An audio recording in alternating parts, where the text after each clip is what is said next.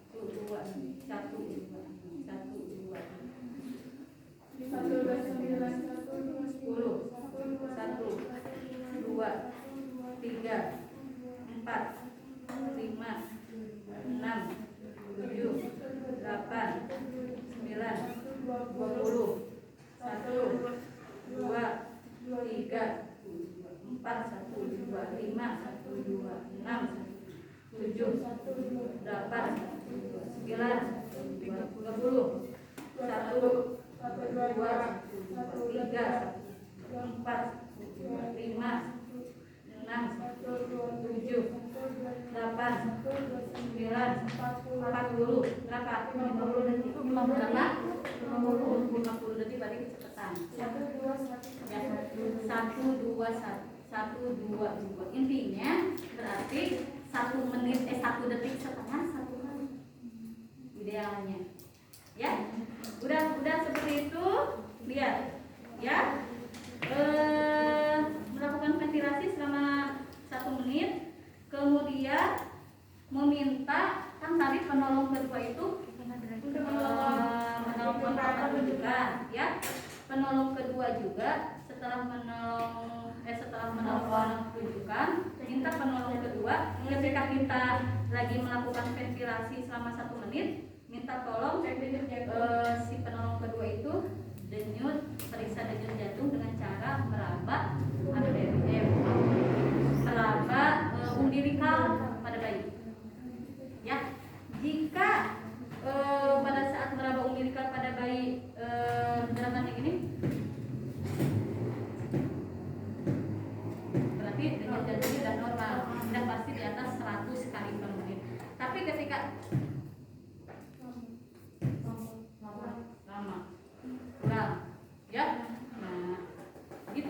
Jadi Bu Bidan, ketika misalnya kita sudah seri BT, ya kita seri BT, kemudian lihat, udah kita lakukan lagi ventilasi 1 menit sambil bilang, Bu Bidan, tolong cek itu denyut jantung bayi dengan meraba ini. Jadi kita melakukan ventilasi, ya selama 1 menit.